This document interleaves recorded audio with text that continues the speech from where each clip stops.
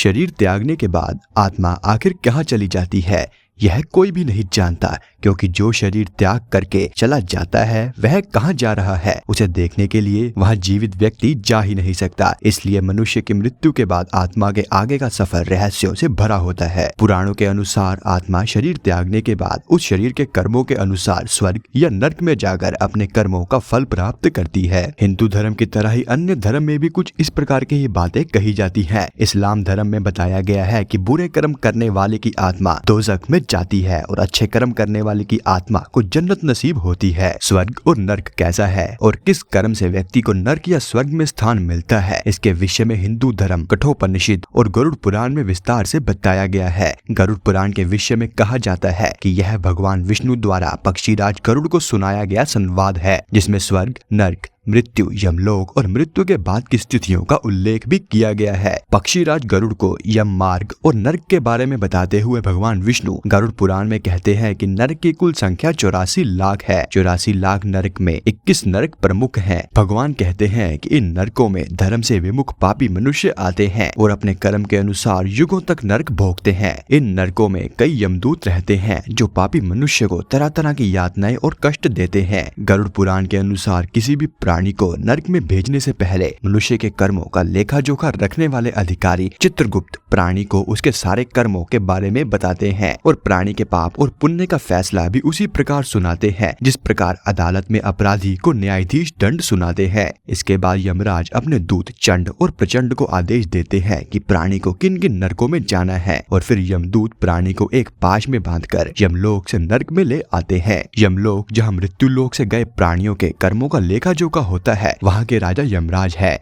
यमराज भगवान शिव और विष्णु के आदेश और नियमों का पालन करते हुए ईश्वरीय नियमों के अनुसार हर प्राणी के साथ न्याय करते हैं। यमराज के विषय में पुराण कहता है कि यम कठोर नहीं है, वह चाहते हैं कि हर प्राणी पुण्य कर्मों से स्वर्ग में स्थान प्राप्त करे। लेकिन जब मनुष्य पाप कर्मों के कारण यमलोक पहुँचता है तो यम बहुत ही क्रोधित होते हैं और अपना उग्र रूप धारण करते हैं। यमराज का शरीर कागज के समान काला होता है। वह अपने वाहन भैंसे पर सवार होकर क्रोध से लाल नेत्रों से पापी मनुष्य को देखते हैं, जिन्हें देखकर वह प्राणी भय से कांपने लगता है। गरुड़ पुराण के अनुसार जब कोई मनुष्य पृथ्वी पर ईश्वर को ध्यान में रखकर अन्न और धन का दान नहीं करता और केवल अपने और अपने परिवार के पेट पालने के लिए धन कमाता है और संचित करता रहता है, तो मृत्यु के बाद उसे नरक भोगना पड़ता है। काम भाव में डूबे स्त्री पुरुष जब ऋतु काल में और अन्य पुण्य तिथियों के अवसर पर भी काम बंद होकर यौन क्रिया करते हैं या पराये पुरुष या स्त्री से संसर्ग करते हैं, तो उन्हें नरक में जाकर अपने पाप कर्मों का दंड भोगना पड़ता है। अपने सुख और स्वार्थ के लिए जो मनुष्य लोगों से वैर भाव रखता है और कलह करता है, उसे भी नरक में जाना पड़ता है। पृथ्वी पर वैर भाव के कारण सबसे अलग थलग रहने वाले पापी मनुष्य परलोक में भी सबसे अलग ही रहते हैं, जहाँ उसे यातनाओं से बचाने वाला कोई भी नहीं होता।